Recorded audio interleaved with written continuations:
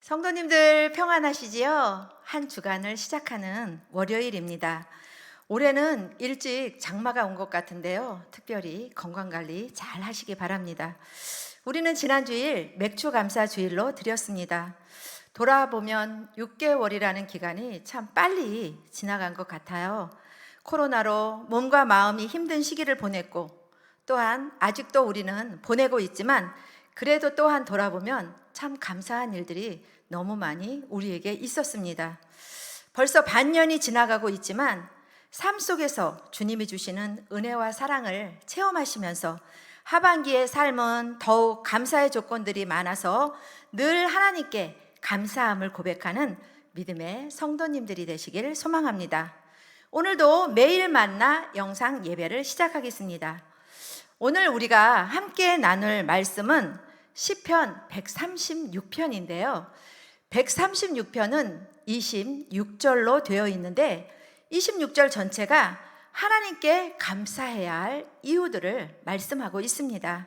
그 인자하심이 영원함이로다 하는 아름다운 후렴을 반복하는 136편 말씀은 어떤 일들로 하나님께 감사해야 할 것인지를 낱낱이 웅장하게 기록해 놓았는데, 그 중에서도 본문에는 우리들 실제의 삶과 대단히 밀접한 감사의 제목들이 기록되어 있습니다.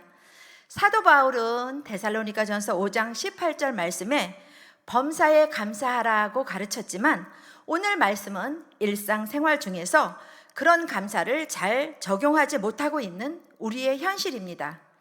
오늘 저는 23절부터 26절 말씀을 통해 감사할 일들이라는 제목을 가지고 함께 은혜의 시간을 나누기를 소망합니다.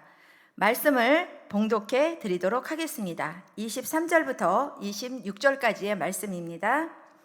우리를 비천한 가운데에서도 기억해 주신 이에게 감사하라. 그 인자하심이 영원함이로다. 우리를 우리의 대적에게서 건지신 이에게 감사하라. 그 인자하심이 영원함이로다. 모든 육체에게 먹을 것을 주신 이에게 감사하라. 그 인자하심이 영원함이로다. 하늘의 하나님께 감사하라. 그 인자하심이 영원함이로다. 아멘. 오늘 본문 말씀은 무엇을 감사해야 할 것인지를 우리에게 일깨워 주고 있습니다. 함께 나눠보도록 하겠습니다. 첫째, 비천한 가운데에서도 기억해 주신 이를 감사해야 합니다. 먼저 본문은 우리를 비천한 데서 기억해 주신 이에게 감사하라고 23절에서 말씀하고 있습니다. 이 말씀은 우리가 비천한 자리로 떨어져 있을 때에 하나님께서 기억하시고 거기서 이끌어내신 일을 감사하라는 것입니다. 창세기에 의하면 인간은 원래 하나님의 형상대로 지음을 받은 존귀한 존재였습니다. 그러나 타락한 이후에는 그 처지가 비참하게 되어 마치 멸망하는 짐승처럼 되어버렸고, 베드로후서 2장 22절에는 씻었다가 더러운 구덩이에 도로 누웠다라고 말씀하고 있습니다. 원래 인생은 하늘의 왕자, 공주들이 되어질 목적으로 우리는 지음받았습니다. 그런데도 불구하고 우리는 더러운 구덩이에 떨어져 허우적거리는 가련한 존재들이 되어 버렸습니다. 그런데 하나님께서는 그리스도를 통하여 그런 추악한 자리에서 끌어내어 주신 것입니다. 그러므로 우리는 이런 일을 두고서 항상 감사를 드려야 합니다.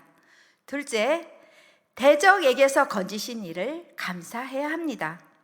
이어 본문은 우리를 우리의 대적에게서 건지신 이에게 감사하라고 24절에서 말씀하고 있습니다.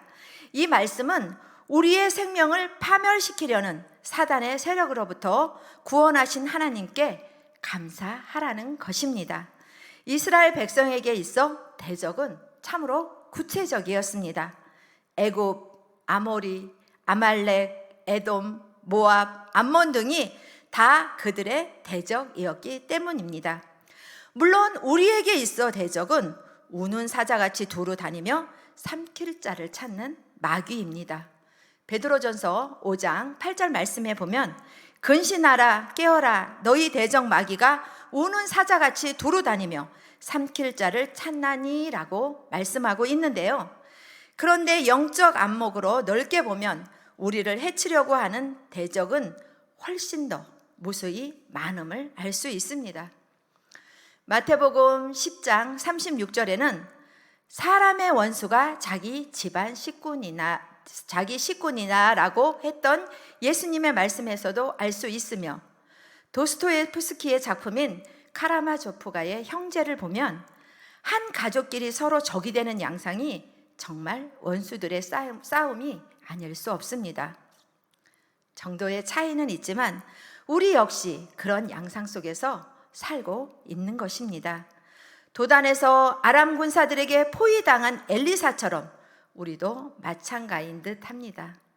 그런데 하나님은 그러한 상황에서 우리들 한 사람 한 사람을 건져내어 주셨습니다. 그러므로 우리는 구원하신 하나님께 감사하는 삶을 살아야 할 것입니다. 셋째, 일용할 양식을 주신 이에게 감사해야 합니다.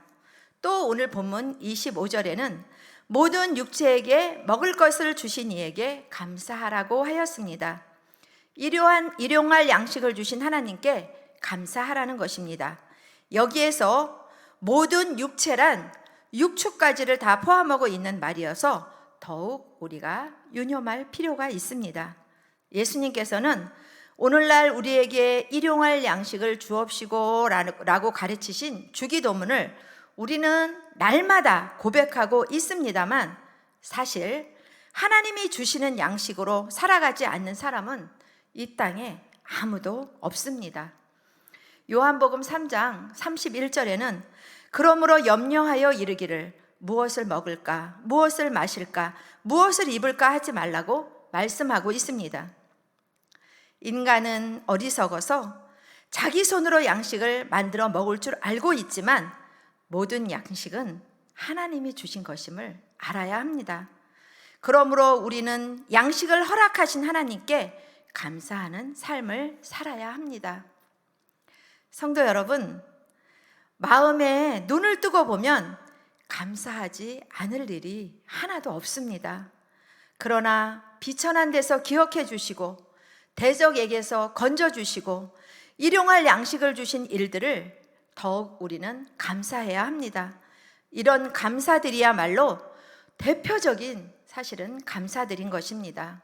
남은 하반기 동안, 아니 오늘 하루 동안이라도 우리와 늘 동행하시고 우리의 삶 가운데서 늘 함께 하시는 주님의 사랑에 감사하시며 하나님께 영광을 돌리시는 믿음의 성도님들이 다 되시길 소망합니다.